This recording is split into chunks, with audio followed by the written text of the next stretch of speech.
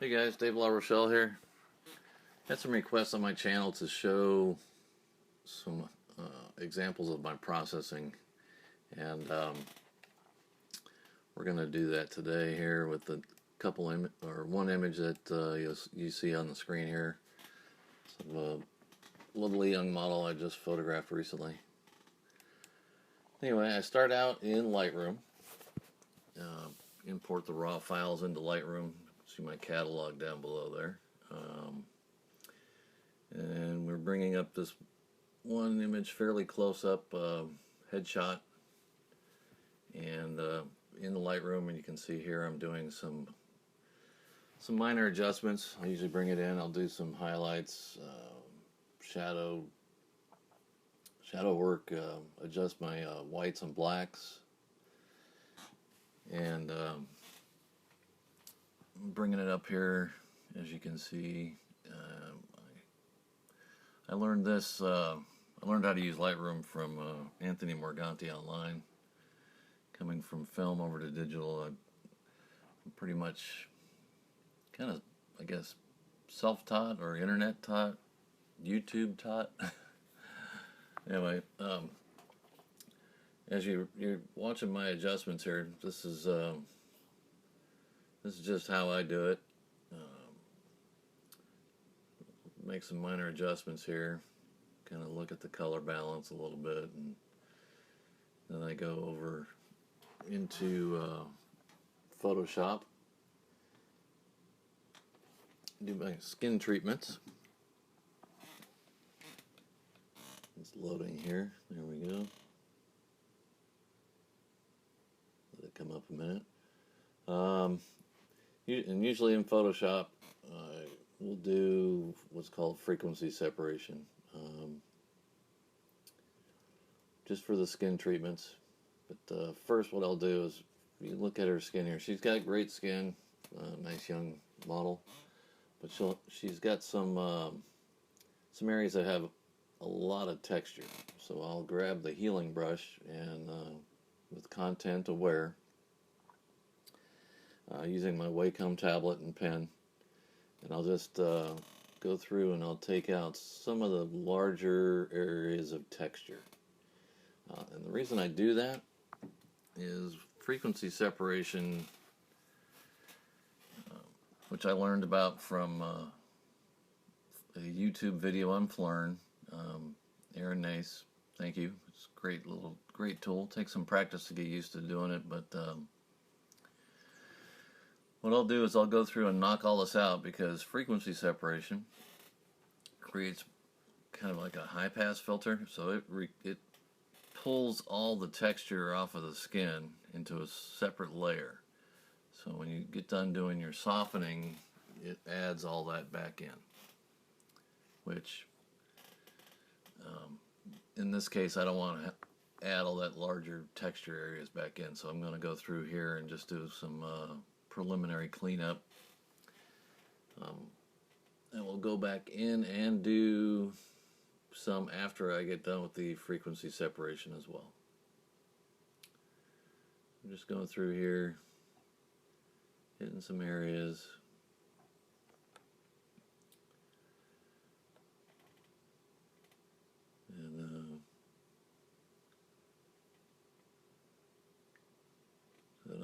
And I don't claim to be a retoucher, guys.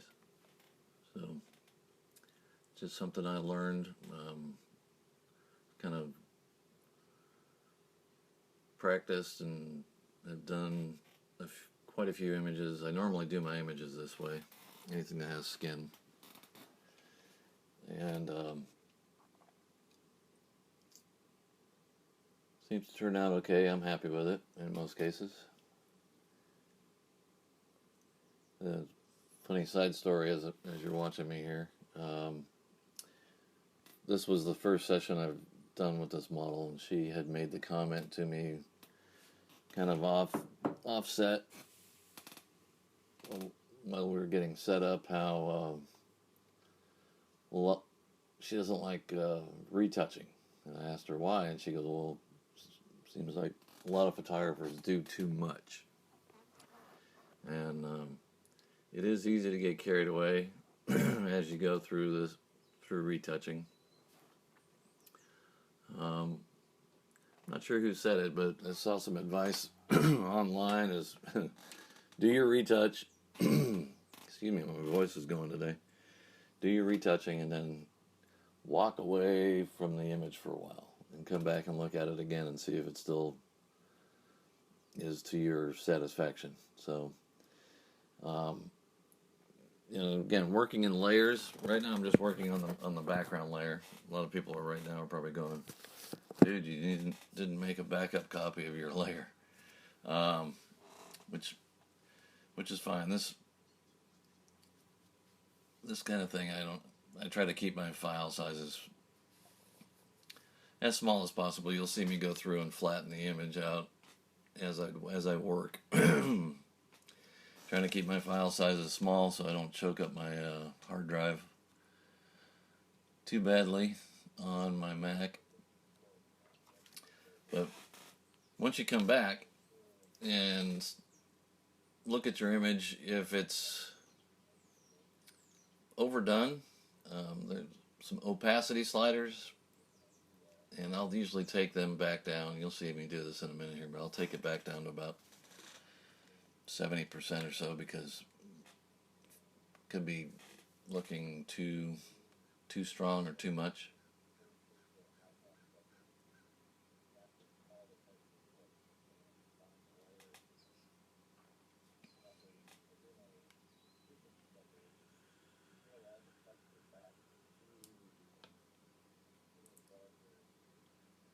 I'm just going through and getting these little texture areas here.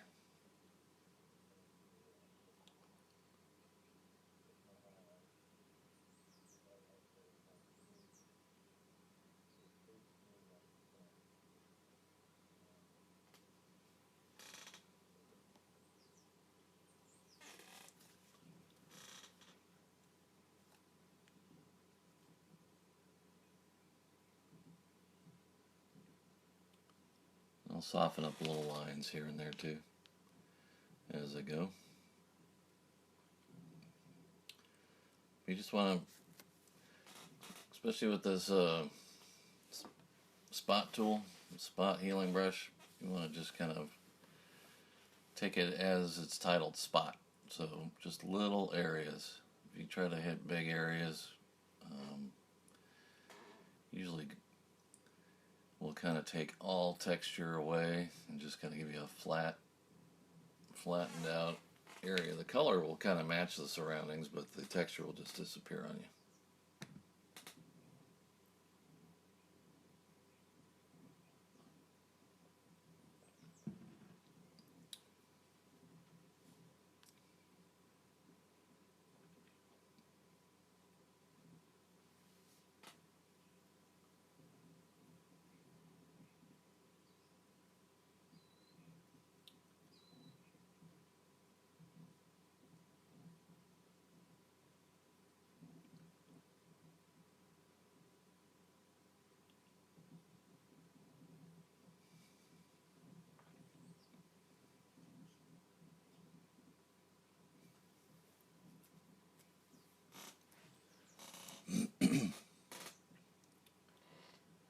Okay, so now we're going to grab the lasso tool, and this is an action I downloaded from Flern, which loads into your actions, makes it real easy, and you just run it.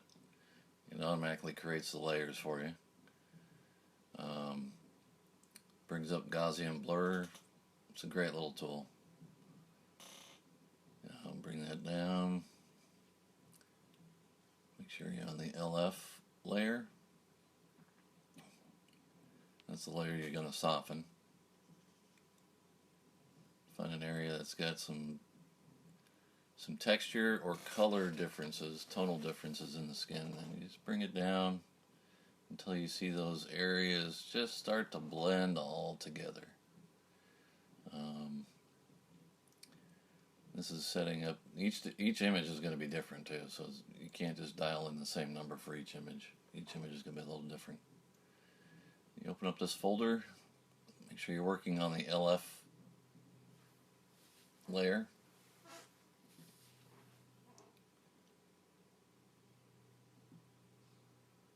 you start going through and selecting.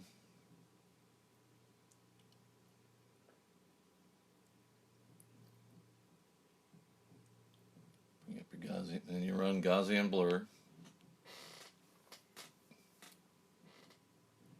Bring it down, then bring it back up. I see it's starting to make a little bit more of a blend in that area.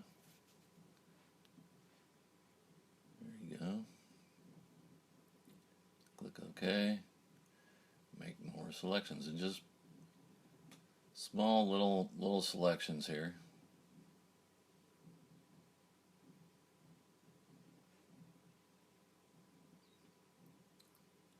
There we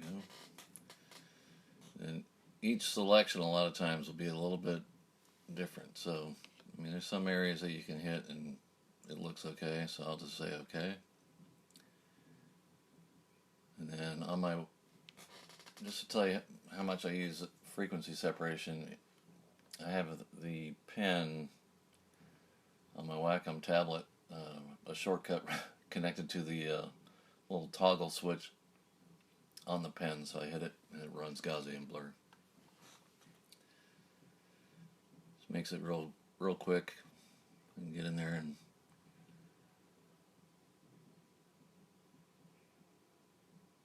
get into an image and usually retouch pretty quick.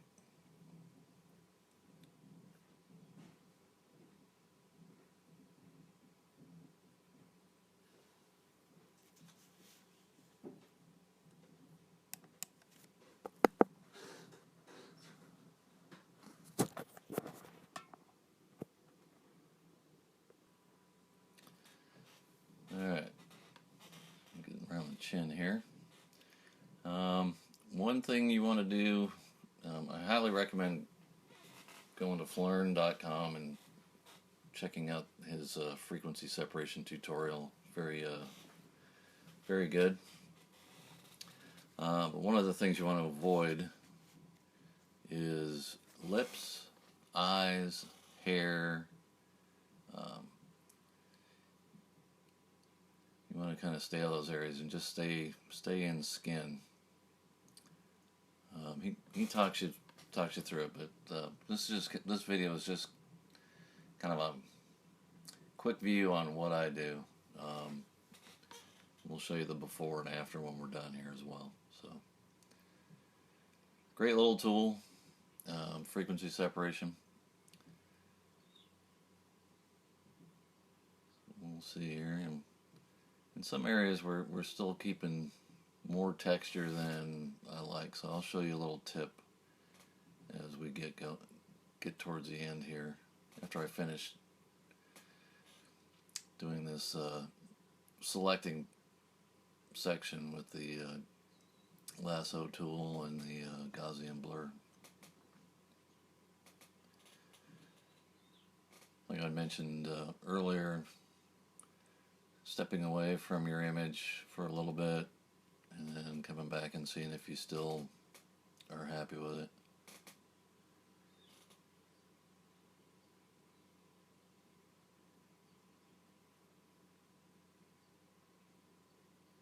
I find with me, a lot of times I'm so, what am I at? I'm zoomed in over 100% here, so we're working on these close zooms on the image, and it's easy to kind of be so focused on these little minute areas that we zoom back out and look at the entire image, which the viewer is going to see, and could look overdone.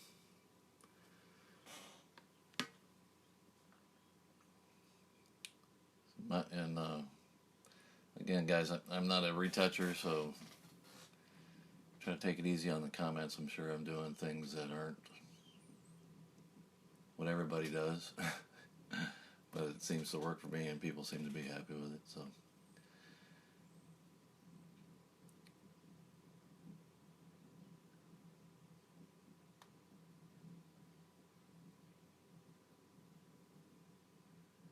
another little thing I've kind of found with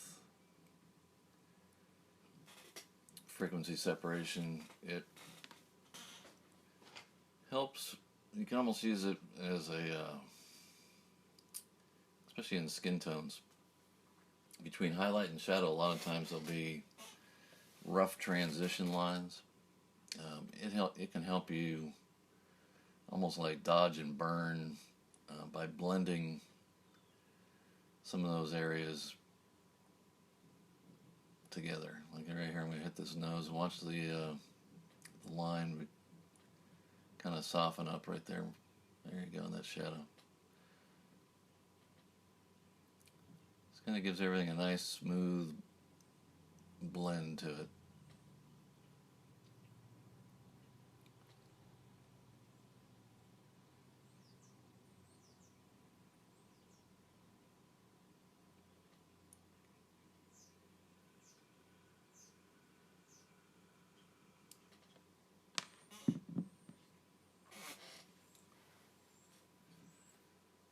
Okay, come down here on the arm and hand.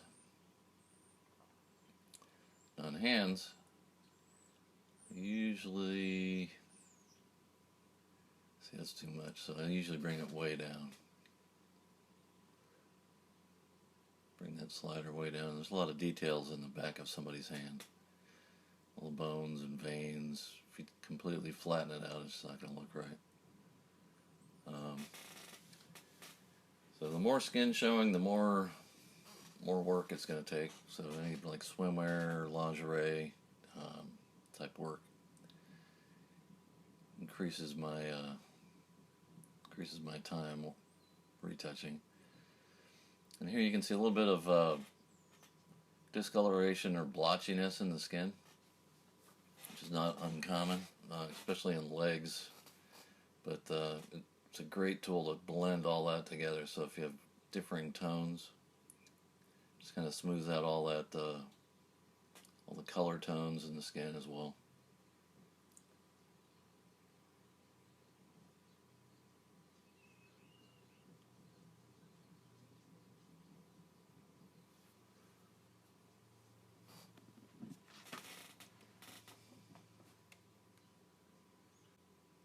Okay, here, so let's go out, check this out, see where we're at. It's looking pretty good.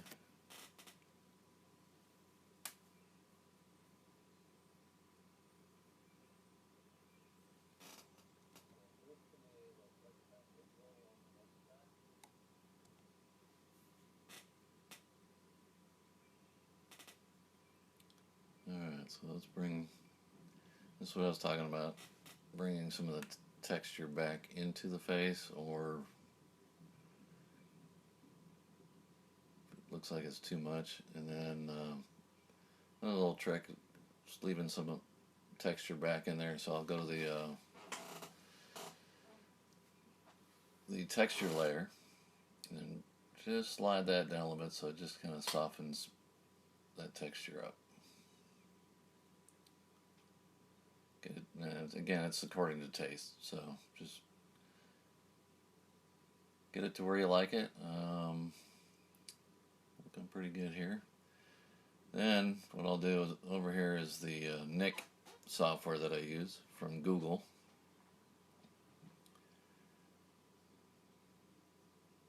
I'll go over here and I use Vivesa quite often, especially on portrait work.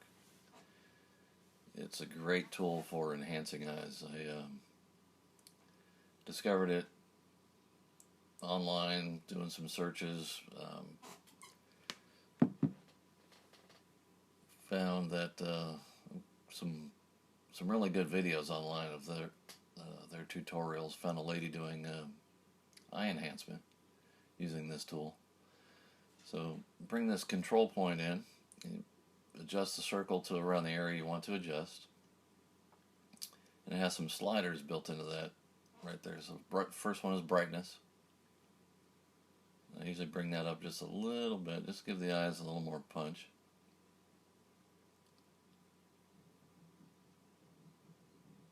And so that software, it'll know exactly what you want to hit. So I'm just going to bring that brightness up a little contrast. little saturation, and a whole bunch of structure. Again, guys, less is more when you're retouching, so if you go too much, it's going to give her, like, strange looking eyeballs. So I just want to punch them up a little bit. Click OK, and you go back here and you can see what the effect's going to be here. It just kind of pops the eyes a little bit.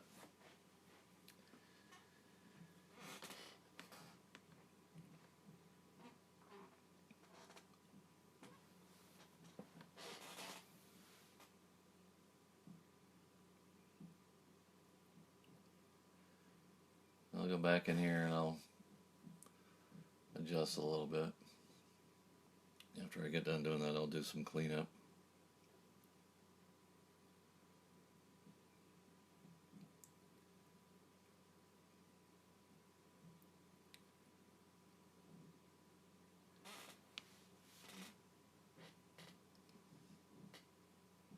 During our session, she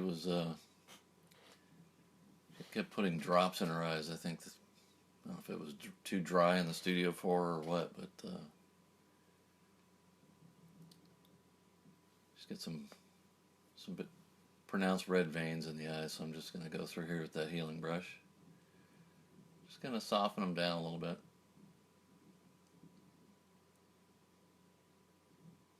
Again, you don't want to take every little thing out because it won't look natural. Nobody has a pure white eye.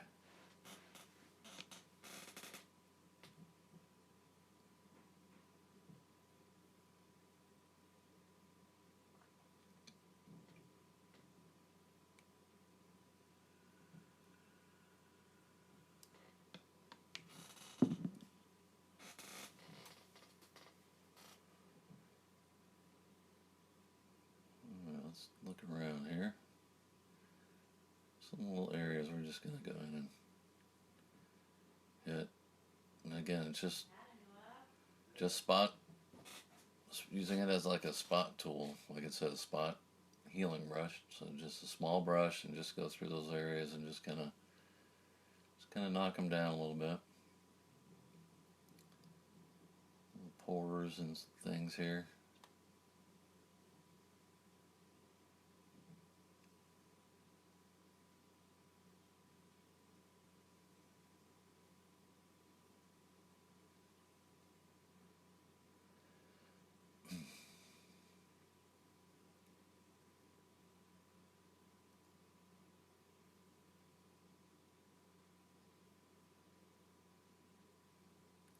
Great little tool for softening lines here. So as you can see, it just kind of knocks them down a little bit.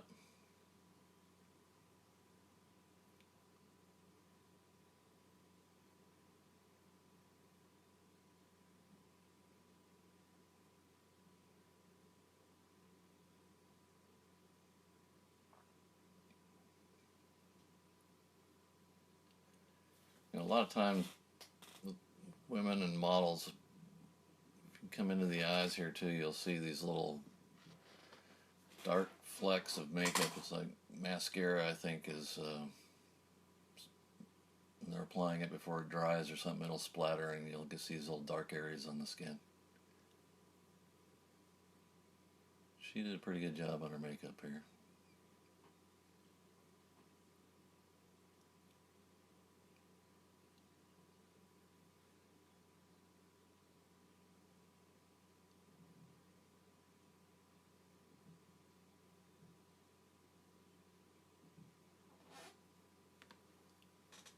And what I'm trying to do here is just hit the highlight areas. You can kind of see, just kind of knock down the contrast between the highlight and shadows, because that's what tells our brain that there is detail there, or some kind of a texture there.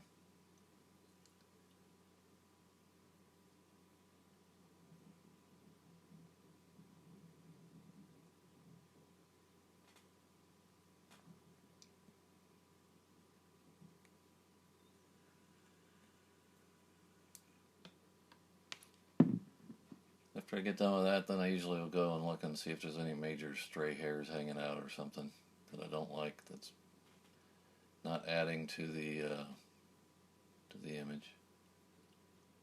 And the spot healing brush, content aware, especially against a background, just go in and just kind of clean things up a little bit.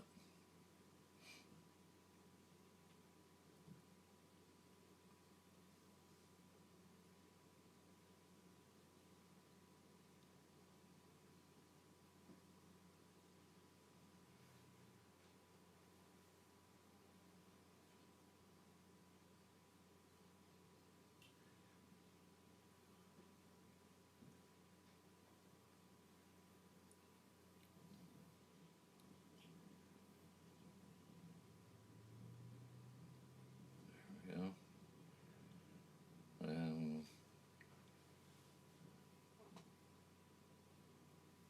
pretty good. We're about getting close here.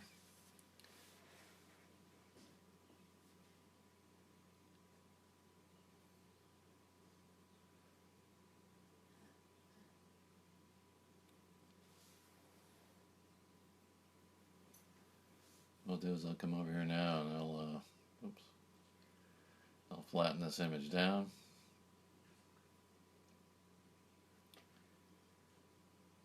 Alright, and now it's time for some more Nick. I'll go into Color Effects 4, which has a whole bunch of filters in it.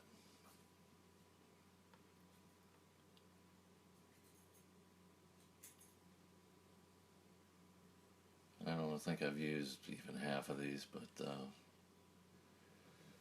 they're in there. I'm not quite sure of what some of these even do, but just get in there and play around. And Nick has a whole bunch of tutorials on YouTube that you can go through, and they can walk you through how to use all these different tools. I just figured out kind of what works for me. I love this Pro Contrast. It defaulted to the last filter I used when you load in an image. So I'll bring it down. I'll bring in the, excuse me. I'll bring up the color correction or color cast a little bit. And then some of the dynamic contrast. Just kind of pull some of the shadows up, and you have to click Add Filter. I'll go down to Vignette. That's just way too much by default, so I'll bring this size way down, the amount way down. Just kind of do a little darkening on the edges.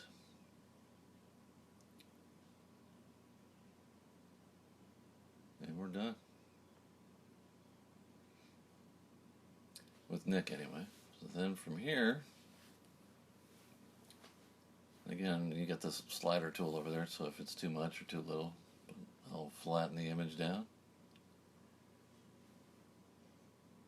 And close out of Photoshop. And I'll save it back to Lightroom, so that way everything's in my catalog. The raw file and any worked on files will all be in there together.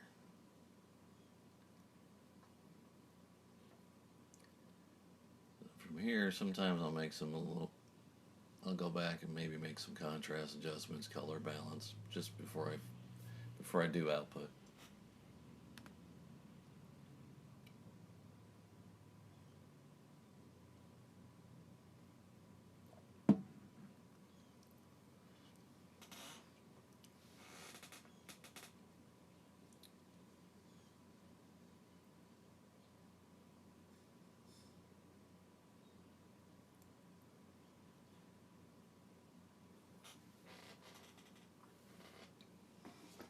Sometimes hit it with a little more vignette here.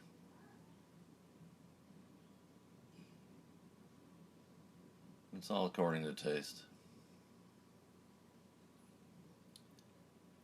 I'll go up here, export.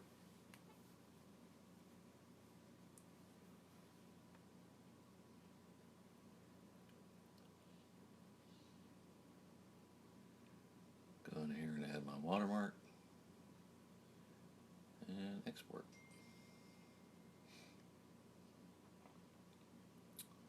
And done.